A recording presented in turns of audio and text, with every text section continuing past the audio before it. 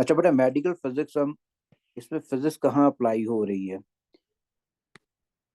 Medical physics में actually ये mechanic physician है, ये डॉक्टर है, ये बेचारा एक पेशेंट है। अगर इसके पास क्या कहता है मेरे पेट में दर्द हो रही है, तो या सर में दर्द हो रही है, तो ये जो फिजिशियन अपने पर्सनल एक्सपीरियंस से कोई मेडिसिन उसको प्रिस्क्राइब करता है। ठीक है, कि इसमें ये हो सकता है। वो बेचारा जाता है, 2-3 दिन खाया नहीं, खाया नहीं, आराम आया अगर, तो बेसिकली फिजिशियन ये कह रहा होता है दोबारा चक्कर लगा लीजिएगा। वो दोबारा इसके पास गया, उसने मेडिसिन चेंज कर दी, 2 प्रेस्क्राइब कर दी, इनिशियली इट वाज 1 प्रेस्क्राइब। तो ये हमारे पास क्या है, कोई एब्सोल्यूट रिजल्ट्स नहीं आ रहे होते इससे। मे भी पेट में कोई अनवांटेड ग्रोथ हो या सर में कोई अनवांटेड ग्रोथ हो, जिसकी वजह से हमारे पास उसे दर्द हो रही है। तो हमारे पास यहाँ से एब्सोल्यूट रिजल्ट्स नहीं आते, hit and trial method use किया जा रहा होता है कि मे बी उससे कोई ना कोई हो जाए, और डेफिनेटली हो भी जाता है। लेकिन अगर एब्सोल्यूट रिजल्ट चाहिए हमें कि पेट में दर्द हो रही, what's the reason behind this one, तो उसके लिए क्या हो सकता है, हम पेट में दर्द हो रही, पहले उसे पेट की सर्जरी करके देखिए क्या दर्द हो रहा है, या सर की सर्जरी करके देखिए दर्द हो क्यों रहा है। ठीक है, लेकिन इसके अंदर हमारे पास क्या है, फिर काफी नुकसान ये उसने पोस्ट ऑपरेटिव इन्फेक्शन होने का खतरा होता है। ठीक है, पर्सन जो है जो पेशेंट जो है ट्रॉमेटिक कंडीशन में जा सकता है। इससे हमारे पास एब्सोल्यूट रिजल्ट्स तो मिल जाते हैं, लेकिन ओवरऑल पेशेंट जो है टोटली बेड पे चला जाता है 1.5-2 माह के लिए। ठीक है, तो ये भी इतनी बेहतर नहीं है। इसमें हिट एंड ट्रायल था, इसमें एब्सोल्यूट रिजल्ट थे, लेकिन एब्सोल्यूट रिजल्ट लाने के लिए बेसिकली बाद में पेशेंट की तबीयत वबा खराब हुई थी। तो हमें क्या फिर यूज करना चाहिए, हमें फिर नॉन इन्वेसिव टेक्निक यूज करनी चाहिए। Invasive technique, non invasive technique क्या होती है, हमारे पास एक्सटर्नली प्लेस्ड डिवाइसेस के थ्रू इंटरनल एबनॉर्मेलिटीज को स्कैन करना। एक्सटर्नली प्लेस्ड डिवाइसेस के थ्रू इंटरनल एबनॉर्मेलिटीज को स्कैन करना, इसमें अल्ट्रासाउंड आ जाती है, किडनी में स्टोन है नहीं है, फीटस की क्या पोजीशन है, क्या जेंडर है, ठीक है, क्या ग्रोथ है, वो सारा इसके थ्रू देख लेते हैं। तो इसका मतलब है हमारे पास एक्सटर्नल प्लेस डिवाइसेस के इंटरनल अबनॉर्मेलिटीज के इंटरनल चीजों को स्कैन करना है, जिसमें अल्ट्रासाउंड भी आती है बेटे, जिसमें एक्सरेज भी आ रही होती है, जिसमें MRI, या चाहे MRI अब निकल चुकी सिलेबस में लेकिन है यही। उसके बाद PET positron electron tomography scanning, ठीक है, पॉजिट्रॉन इमिशन टोमोग्राफी स्कैनिंग जो कैंसर ट्रीटमेंट, या फिर हमारे पास सिटी स्कैनिंग होगी, कंप्यूटर टोमोग्राफी स्कैनिंग। तो ये सारे क्या एक्सटर्नली प्लेस्ड डिवाइसेस को तो इंटरनल एबनॉर्मेलिटीज को स्टडी करना है। ठीक है, अब पहले हम आते हैं production and use of ultrasound. ये अल्ट्रासाउंड प्रोड्यूस कैसे होती है, एक तो लॉन्गिट्यूडनल वेव्स हैं, इसका मतलब है वैक्यूम में प्रोपोगेट नहीं कर सकती हैं। ठीक है, इनको प्रोपोगेट करने के लिए किसी न किसी मटेरियल मीडियम की जरूरत होगी। अब इसमें इसमें बेटे पहली चीज पे आते हैं, मैंने नॉन इन्वेसिव टेक्निक आपको पहले बताई। अल्ट्रासाउंड है क्या बेटे? साउंड तो आप सिंपल लॉन्गिट्यूडनल वेव के लिए गए, अल्ट्रा होता है above a certain limit, above a certain limit या डिफाइंड वैल्यू। वो डिफाइंड वैल्यू क्योंकि हम नहीं मेनली ह्यूमन से सुन रहे होते हैं, वो डिफाइंड वैल्यू जो होती है ऑडिबल फ्रीक्वेंसी रेंज होती है, which is from 20 to 20 kilohertz. तो वो वाली साउंड या longitudinal waves, longitude longitudinal waves जिनकी फ्रीक्वेंसी जो होती है that is greater than Audible frequency range या 20,000 हर्ट्ज से ज्यादा होगी, it means human ear can not detect that sound. ठीक है, तो उसको आप कह रहे होते हैं अल्ट्रासोनिक्स है। लेकिन हम मेडिकल लेकिन ये और रेंज जो मैंने बताया ना अल्ट्रासाउंड वैसे बताया, मेडिकल पर्पज के अंदर जो अल्ट्रासाउंड यूज कर रहे होते हैं ना मेडिसिन के अंदर, मेडिकल मशीन के अंदर, जहाँ पे डायग्नोस्टिक मशीन जो यूज करते हो, ठीक है, अल्ट्रासाउंड वो जो फ्रीक्वेंसीज की होती है of the order of mega hertz होती है, यानी काफी हाई फ्रीक्वेंसी होती है। और जितनी हाई फ्रीक्वेंसी होगी उतने ज्यादा बेहतर होगा, उतनी बेहतर इंफॉर्मेशन हम गेन कर सकते हैं। ठीक है। अच्छा, अब ये साउंड है तो साउंड की स्पीड भी तो डिफरेंट मीडियम में चेंज होती है। लॉन्गिट्यूडनल वेव साउंड है तो इसकी स्पीड भी बेटा डिफरेंट मीडियम के अंदर चेंज हो रही है। क्योंकि वैक्यूम में तो प्रोपोगेट करती नहीं, तो इसकी स्पीड जो है it depends upon medium, which is depends upon medium. अब मीडियम हमारे पास अगर कंसिडर करते हैं और एट 0 डिग्री सेंटीग्रेड पे ही देखूं तो हर मीडियम में डिफरेंट होती है। एयर के अंदर स्पीड इज 330 मीटर्स पर second, in water its speed is 1500 meters per second. In steel this is 6000 होती है बेटा स्टील के अंदर, मीटर्स पर सेकंड के अंदर। याद नहीं करनी, वैसे कंपैरिजन के लिए बता रहा हूँ, बाद में हम यूज। कंक्रीट के अंदर दिस इज 5000 होती है मीटर्स पर सेकंड। और सॉफ्ट टिश्यू हमारी बॉडी के अंदर जो होते हैं उसके अंदर इसकी स्पीड होती है वो वाटर वाली होती है 1500। सॉफ्ट टिश्यूज के अंदर दिस इज अगेन 1500 मीटर्स पर सेकंड होती है। तो इसका मतलब है स्पीड डिफरेंट मीडियम में डिफरेंट होती है। तो पहली चीज, sound is a longitudinal waves, sorry longitudinal waves having longitudinal waves of wave किसी मीडियम में से पास करके और डिफरेंट मीडियम में इसकी स्पीड क्या होती है 0 डिग्री सेंटीग्रेड डिफरेंट है। और हमारे पास साउंड का पोलराइज भी नहीं कर सकते हैं। और दूसरी हमारे पास ये अल्ट्रा है, तो अल्ट्रा का मतलब above a certain limit होगी, that normal limit defined by the physicists for the ultrasonics they should be greater than 20,000 hertz, but the ultrasound which we use for medical diagnostic purpose it is of the order of the megahertz में होती है। ठीक है। Piezo electric effect हमारे पास हो गया। अब piezo electric effect क्या है बेटे? ऑल्टरनेटिंग पोटेंशियल डिफरेंस डेवलप होता है across a piezoelectric crystal. And what is piezoelectric crystal? That's the quartz crystal silicon dioxide when separation between its ions is varied. अब इफेक्ट है, जिस तरह हॉल इफेक्ट पड़ा तो उसकी स्टेटमेंट थी ना, तो इसकी भी क्या होगी? एक स्टेटमेंट होगी। और इसकी स्टेटमेंट है क्या कि an alternating alternating potential difference is developed across a piezoelectric crystal।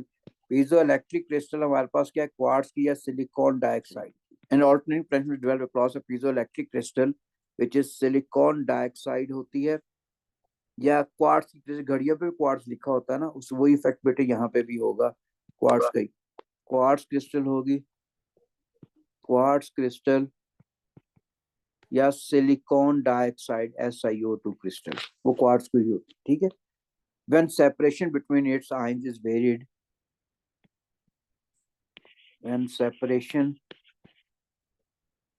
between its ions is varied, कम या ज्यादा करोगे तो हमारे पास ये होगा। ठीक है। अच्छा, अब कैसे होती है? एग्जांपल मैंने पीजो इलेक्ट्रिक क्रिस्टल की दी बेटा, क्वार्ट्ज क्रिस्टल होगी।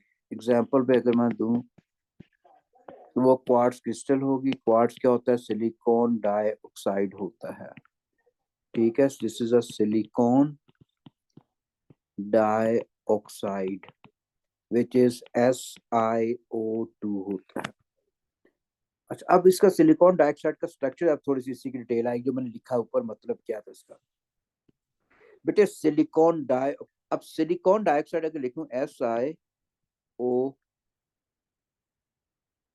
चलेंगे, ये नेगेटिव होता है, इस पर पॉजिटिव चार्ज होता है। तो इसका जो स्ट्रक्चर होता है वो आप बायो जो कहते हैं केमिस्ट्री के बच्चों को ज्यादा बेहतर पता है। जिससे टेट्राहेड्रिकल स्ट्रक्चर होता है। दिस इज अ टेट्राहेड्रिकल स्ट्रक्चर होता है। अब टेट्राहेड्रिकल स्ट्रक्चर के लिए दरमियान में बेटा सिलिकॉन है, ये पोजेसिंग पॉजिटिव चार्ज।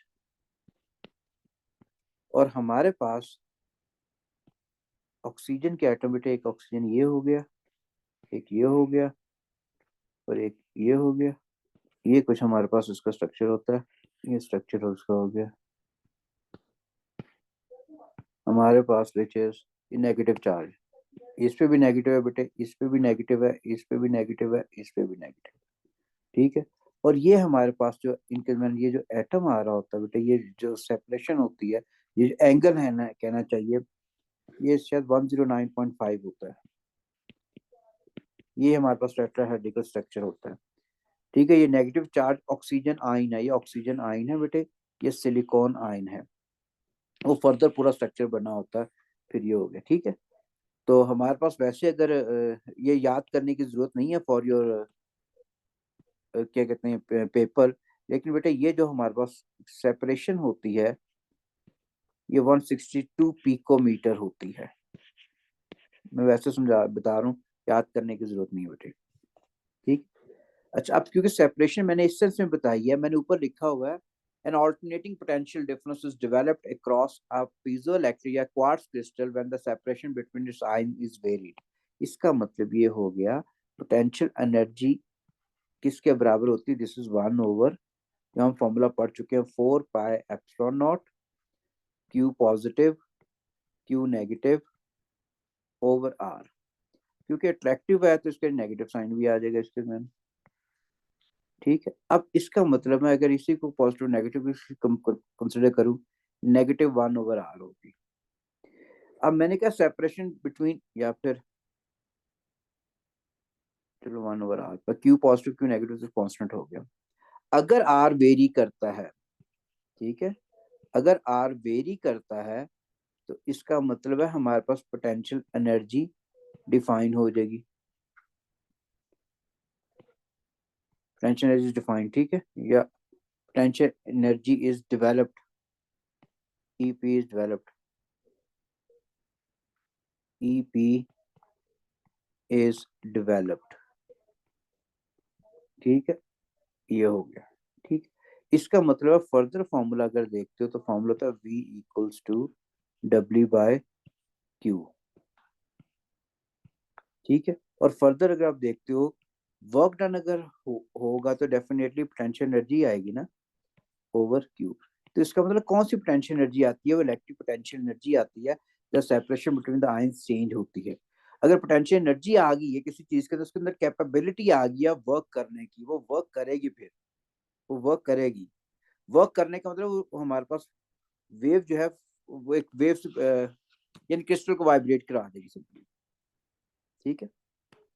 तो हमारे पास अभी क्या पड़ा है, alternating potential differences develop, alternating plus minus होगा, जहाँ पॉजिटिव होगा वहाँ नेगेटिव भी आ सकता है, नेगेटिव होगा वहाँ पॉजिटिव भी आ सकता है। अभी देखते हैं किस तरह। ठीक है।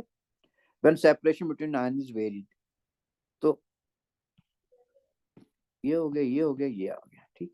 अब आते हैं कि हमारे पास अल्ट्रासाउंड प्रोड्यूस कैसे होती है, production of ultrasonics. Production of ultrasonics बेटा मेन इसकी इसकी होती है रेजोनेंस। रेजोनेंस इससे पहले हम पढ़ चुके हैं ऑसिलेशन के चैप्टर के अंदर। रेजोनेंस होता है ऑफ क्वार्ट्ज क्रिस्टल,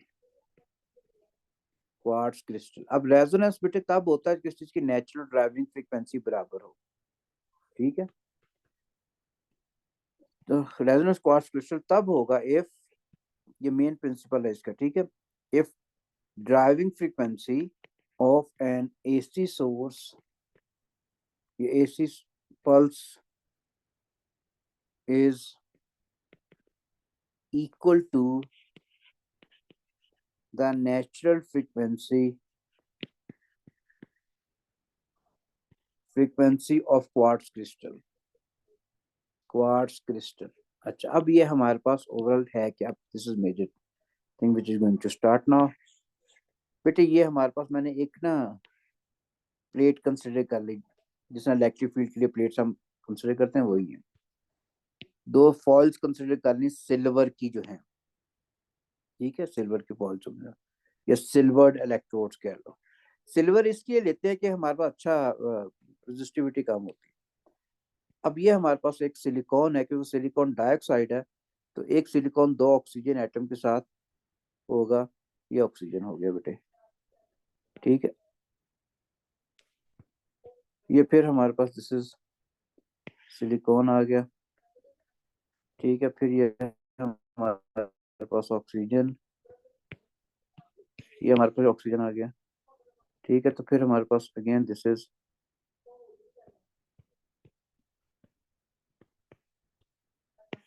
सिलिकॉन, ये फिर ऑक्सीजन।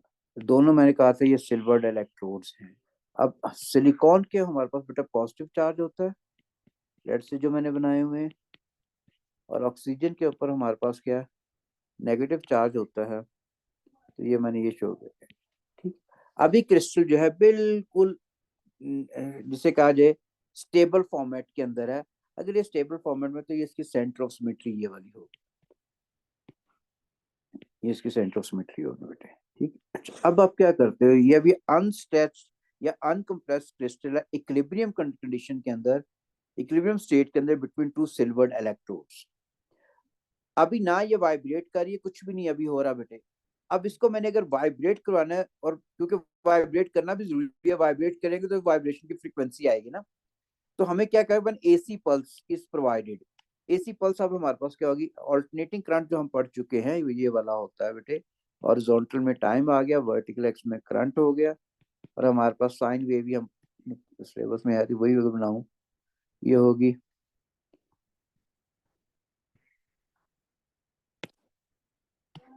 ये हमारे पास दिस इज एसी पल्स होगी, ठीक।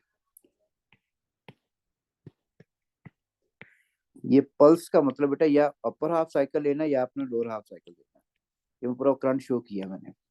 लेकिन एसी पल्स का मतलब ये है, ये पल्स है, पॉजिटिव पल्स कह लो, और ये वाली साइड में जो है दिस इज नेगेटिव पल्स होगी, नेगेटिव पल्स होगी।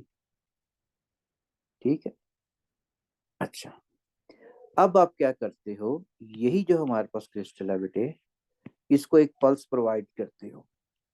पल्स प्रोवाइड करने से होगा क्या, अब अगर मैं पल्स प्रोवाइड करता हूँ, दिस इज एसी पल्स हमारे पास, ये बेसिकली इसको मैं अब इलेक्ट्रोड को एसी पल्स प्रोवाइड करनी है। अगर एसी पल्स प्रोवाइड करनी है, सपोज करता हूँ बेटे हमारे पास अगर ये हमारे पास है, ये होगी ऑल्टरनेटिंग करंट पल्स। ठीक हो गया, अच्छा अब पल्स अगर स्विच को बेटे ऊपर, ये स्विच शो किया, ऐसे मैं क्लोज करूं, तो क्या होगा हमारे पास, ऊपर के ऊपर क्या आ जाएगा, पॉजिटिव चार्ज आना शुरू हो जाएगा, और नीचे वाले पे कौन सा चार्ज आ जाएगा, दिस शुड बी नेगेटिव।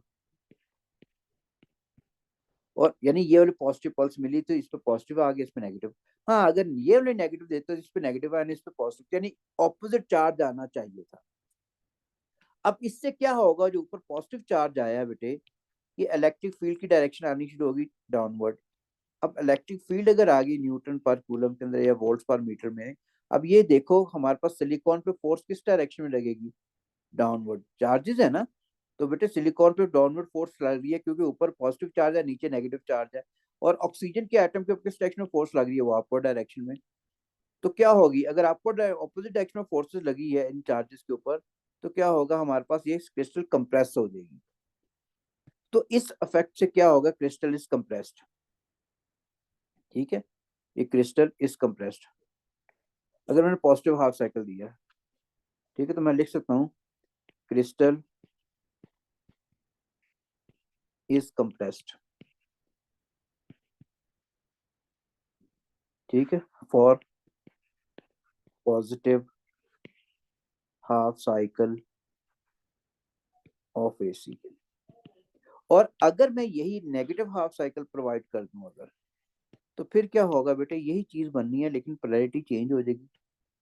अब क्या होगा, नेगेटिव हाफ साइकिल जहां पे मैंने पहले पॉजिटिव चार्ज लिखा हुआ है, वहां पे उन जगहों पे नेगेटिव चार्ज आ जाएगा, जहाँ नेगेटिव लिखा है वहां पे पॉजिटिव चार्ज आ जाएगा।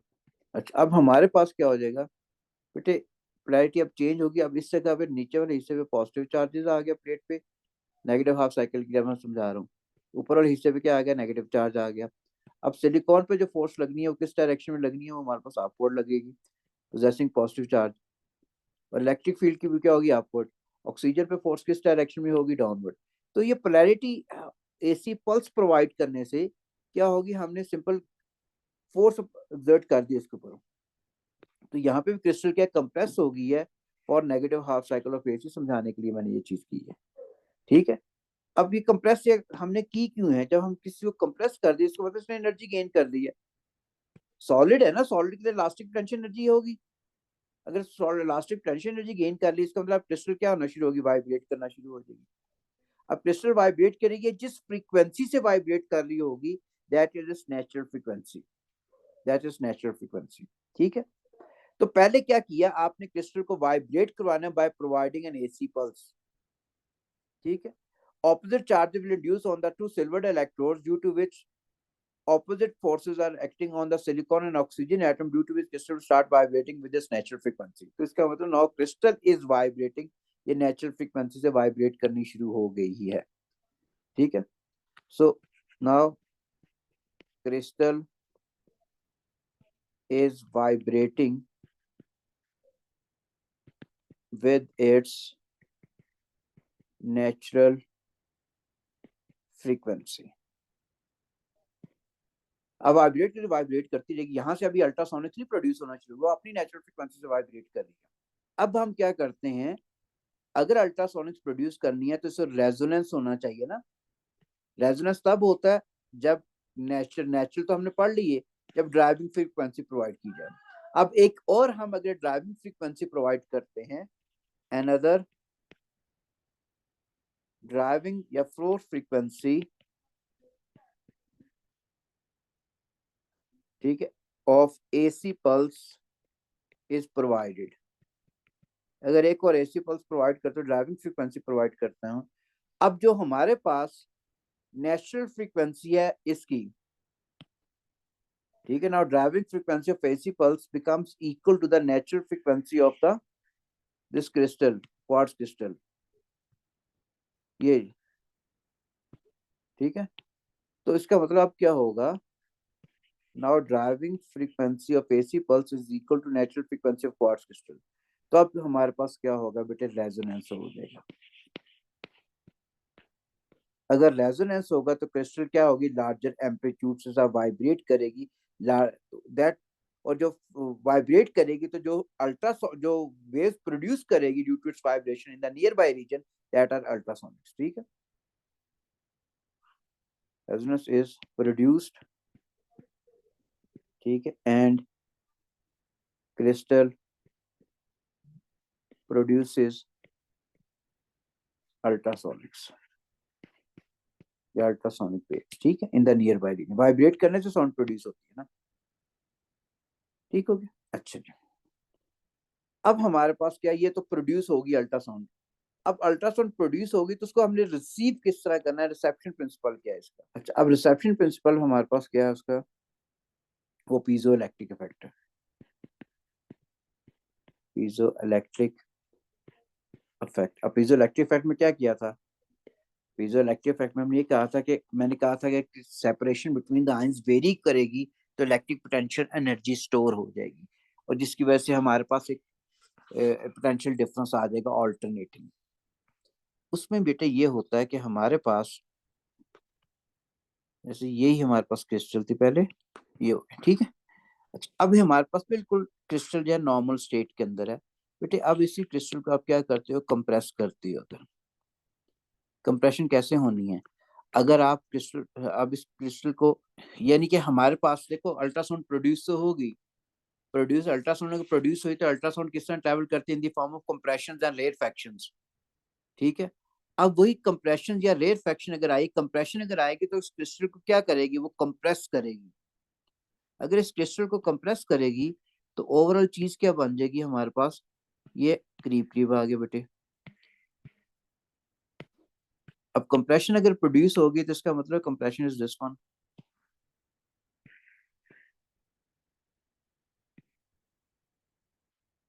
एक ये हो गया,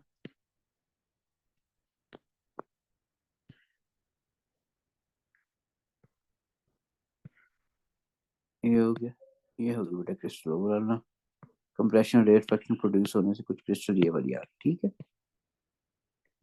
अब हमारे पास सेंटर ऑफ सिमेट्री से क्या डिस्टर्ब हो गया ना। अब मैंने किया क्या था, मैंने इस पे फोर्स अप्लाई की थी, कंप्रेशन, कंप्रेसिव फोर्स, या कंप्रेशन की वजह से आके उसने सिल्वर इलेक्ट्रोड पर फोर्स अप्लाई की, जिसको सिलिकॉन और ऑक्सीजन एटम्स के अंदर सेपरेशन जो है अब ये वेरी कर गई। तो हमारे पास अब इसके अंदर हमारे पास क्या है, कंप्रेसिव फोर्स लगी है। तो इसके अंदर अब सेंटर सिमेट्री डिस्टर्ब होने से अल्टरनेटिंग पोटेंशियल डिफरेंस डेवलप हो चुका है। और सिमिलरली अगर यही हमारे पास क्रिस्टल है हमारे पास है, और इसके अंदर हम क्या करते हैं, रेयरफेक्शन अगर आती है, या फिर इसको टेंसाइल फोर्स अप्लाई करते हो, टेंसाइल फोर्स किस चीज को खींच रहे होते हैं बेटा, वो उस फोर्स को कह रहे होते हैं। ठीक है, अब हमारे पास क्या होगी, अब हमारे पास बेटे कुछ ना क्रिस्टल की सूरत हाल ये वाली हो जाएगी। ठीक है, सिलिकॉन और ऑक्सीजन एटम्स की, और दिस इज सिलिकॉन, एक शो कर दिया, थोड़ा टेढ़ा हो गया, this is second one, this is third one, और ऑक्सीजन एटम्स कुछ इसके अंदर ये इस तरह क्लिप हो जाएंगे। ठीक है, इस तरीके से ये बेटे हमारे, ठीक है। अब बेटे ये हमारे पास क्या होगा इस तरह करने से, अब फिर सेंटर ऑफ सिमेट्री डिस्टर्ब हो चुका है सिलिकॉन और ऑक्सीजन एटम के दरमियान जो है। अब डिस्टर्ब होने से ऑल्टरनेटिंग पोटेंशियल डिफरेंस मैंने कहा से डेवलप होगा, मैंने ये लिखा हुआ था। ठीक है, अब बेटे जब सपोज क्रिस्टल कंप्रेस हुई है, तो आई सपोज ना, मैं सपोज कर रहा हूँ, क्योंकि इस पे सपोज पॉजिटिव चार्ज आ गया, इस वाले पे कौन सा चार्ज आ गया, नेगेटिव आ गया। क्यों इस पे पॉजिटिव आया, इस पे नेगेटिव क्यों नहीं आया, वो चीज सिलेबस में नहीं है, रीजन हर चीज की होती है, लेकिन सिलेबस को हम फॉलो करना ना मैंने। आप इस पे चाहे अभी नेगेटिव शो कर दे, इस पे पॉजिटिव शो कर दे, makes no difference at all. ठीक है, और जब रेयर फैक्शन आया, मैंने ऑल्टरनेटिंग का कहा था, जहां पहले पॉजिटिव चार्ज आया होगा उस वाली प्लेट पे अब नेगेटिव चार्ज आ जाएगा। अब कितना ज्यादा चार्ज आएगा, कम शो करना चाहिए, ज्यादा शो करना चाहिए, again it is depending upon the force which you apply. अब इस पे जो फोर्स अप्लाई कर रहे हो that is the tensile force, इसको खींच रहे हो आप। ठीक है, दिस यहाँ पे कंप्रेसिव फोर्स थी,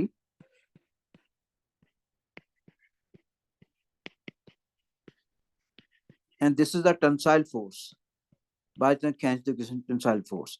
अच्छा, अब बेटे बेटे कंप्रेशन और रेयर फ्रैक्शन जो प्रोड्यूस होती हैं, हम जो बोलते हैं वो भी तो लॉन्गिट्यूडनल वेव्स ही हैं, उसमें भी कंप्रेशन और रेयर फ्रैक्शन प्रोड्यूस हो रही हैं।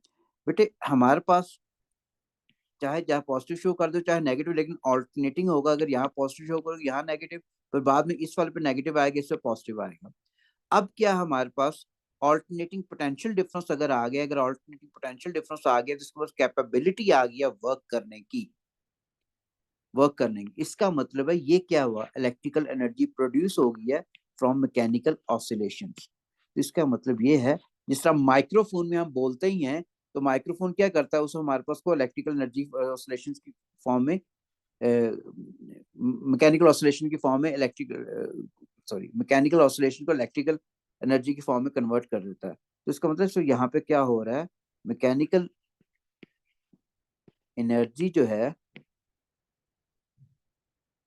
Is converted into electrical energy. ठीक है, तो इसका मतलब ये है कि एक फॉर्म ऑफ एनर्जी दूसरी फॉर्म में कन्वर्ट हो रही है यहाँ पे। तो इलेक्ट्रिकल एनर्जी आ रही है, तो इलेक्ट्रिकल एनर्जी से फर्दर हम उसको प्रोसेस करेंगे, आगे किस तरह करते हैं वो बाद में देखते हैं। अच्छा, मेरे से फातिमा ने क्वेश्चन पूछा, सर मुझे कैसा पता चलेगा कि पॉजिटिव हाफ साइकिल के लिए, बेटे आप ये नेगेटिव के लिए लिख लो, यही चीज डायग्राम रहने तो नेगेटिव के लिए, ये पॉजिटिव के लिए लिख लो। ठीक है, हमें नहीं पता होता कि कौन सा पॉजिटिव है कौन सा नेगेटिव इस लेवल पे, इसलिए मैंने समझाया था, अगर मैं पॉजिटिव लूंगा तो मैंने सपोज किया ये लाइव वायर है, इस पे पॉजिटिव चार्ज दे दिया मैंने, और इस वाले पे नेगेटिव दे दिया। ठीक है, और बाद में अगर नेगेटिव साइकिल लिया तो मैंने कहा यहाँ पे नेगेटिव जा रहा है, इससे इसको मैंने नेगेटिव बना दिया, तो इसको पॉजिटिव बना दिया। ठीक हो गया।